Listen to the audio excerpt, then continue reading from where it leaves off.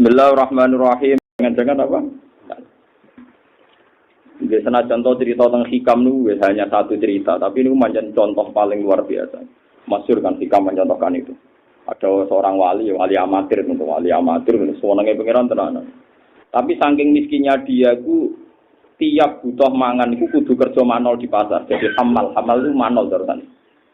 Bariku untuk seorang piring, sak piring di mangan bariku sholat. Enggak untuk sak manganan sholat. Jadi itu Gusti, jenengan nak ngertos kula niku hobi sholat, hobi ibadah. Iki gara-gara kiri, kula niku kerja manol. Jenengan kan bisa ngasih rezeki saya tanpa kerja. Walhasil memang disebadani. Ada satu peristiwa dia itu dituduh nyolong. Walhasil intinya terus di penjara. Penjara itu untuk ransuman, untuk ransuman. Berkode itu jual rezeki sing tanpa apa? Protes deh. Gusti, kenapa jadi LP maksudnya? Apa mengira dijawab kan kamu nyari rezeki yang tidak kerja iki. Mungkin dia ketur salah penjelasan. Tapi itu nyata di hikam. Jadi ya kan dia yuk kerja sing untuk rezeki sing tamu nopo.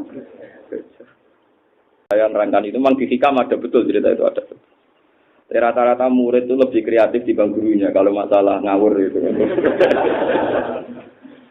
Kalau itu sekarang itu ya saya tidak tahu kalau dunia internet saya sudah tahu saya. Sekarang itu ramai guyonan juga. Jadi kalau orang itu ingin kaya gitu.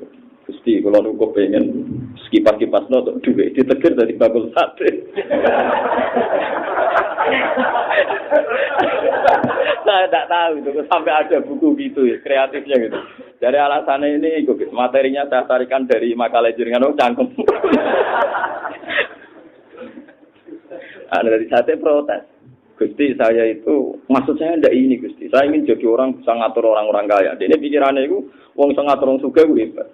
Jebule malah jadi tukang parkir. Itu kan orang bawa Alphard, bawa apa kan diatur. Tukang al. Terakhir dia protes, Gusti pun ngatur orang sugih yo enak. Saya ingin di sekelilingi wanita-wanita cantik. Terakhir dongane ditetir sama bakul sayur. Bakul sayur tiap nang perumahan di sekelilingi. Malah nek iki kudu ngrubah, donga kuwi bahaya aja malah. Wah, berarti wah saya itu nggak ngerti itu kalau sampai terjadi seliar itu saya tidak tahu. Nah itu murid dan pinter dibanding gurunya gitu. Padahal kalau di hikam tadi memang ada cerita itu salah dulu. Nah kemarin mulai tanggal 1 Dzulhijjah gitu, tadi walayalin nopo asyr itu saya ngaji terus. Ya biasanya yang pun ngaji cuma rontok nopo dosennya ditambah karena giling-gilingan. Kalau yang dijajahi bapak, dijajahi guru-guru kulo, pokoknya tanggal sing cara Allah istimewa, aku itu giling-gilingan. Sing biasanya sedekah 1000 dadi 2000. Biasanya 1 juta 200. Pokoknya giling-gilingan ono bedane. Paham kan ya? Biasanya salat qobliyah ya qobliyah. Biasanya kamu bojo ya wayang mesra, paham kan ya? Nah iso dipaksa. Lah nganti mesra dipaksa ya ono sebabe, paham kan? Senais menarik banget ya rasa dipaksa ya mesra. Wae gue giling-gilingan. Nah, kalau nu nanti nerangno ngeten di antara ngaji saya, ini kalau tahadus sinema. Ada santri saya jajahi doanya Rasulullah, Allahumma firli jahli wa israfi wa khotai wa amdi. Wa kullu dzalika indi. Ya Allah, saya minta ampun semua sifat kebodohan saya. Kemudian santri saya ini cerdas, dia bisa baca Ikhya, bisa baca Fathul Mu'in, dia ya sudah alumni, sudah jadi orang kaya. Ya aneh dia, jadi orang suka dia sering ngaji sama saya. Ya nak, Rono kesuan gue mobil, gue kitab terus. Gue saya ingin ngaji, ya ngaji. Nah itu, gue roh, mana nih bodoh ya gue. Kok sakit, kalau mau ngaji sama kitab sih bodoh. Bodoh itu begini, contoh paling nyata. Misalnya saya punya murid Ruhin dengan Mustafa. Mustafa itu alim, sama kitab, sama Fathul Mu'in, ada orang pondok. Alim, searahnya alim, ya jenggoten, sanad sunah Rasul. Omongannya ya hati-hati, gayanya gaya wong alim lah. Kayak sekarang ini lah gayanya. Itu omongan tertata terus mbek wong sawangane kena apa sopan. Sampai lah cara lahir wae. Ruhen beling, maca muen yo ora iso. Nak mangan akeh bar ngoro. Bar ku ngopo sokae ngono lah. Sokae gak jelas ya. Tapi justru karena Mustafa ini alim, dia ambisinya ketua PBNU. Pikirannya itu sudah selera. Pikirannya sudah apa? Dan itu kebetulan tidak dibutuhkan Islam. Ruhen gara-gara bodoh. Pikirannya itu dagang. Dagang, nak ning Yogyakarta kompetisinya enggak kuat, dia pengen dagangan yang Papua. Paham ya? Betul, dia ke Papua. Batul sate, bawa kelontong. Terus di sana itu tidak ada orang Islam atau Islam minoritas. Terus dia bikin masjid. Karena tergugah oleh Islamnya dia. Artinya apa? Kiai pun bisa bodoh kan. Ruhin yang dipersiapkan Allah sing cara lahir bodoh ternyata pinter. Yaitu iso nyebar Islam ning Papua. Mustafa sing ditekbir pinter tapi bakatane wis selera wis nafsu, ambisi dadi ketua organisasi. Lha iku sing kiai kudu mikir, sing ngaji sakniki kudu disaini pangeran kudu mikir kemungkinan itu. Bahwa kita ini tetap bodoh. Coba saya itu betul ini saya alami, saya itu punya santri.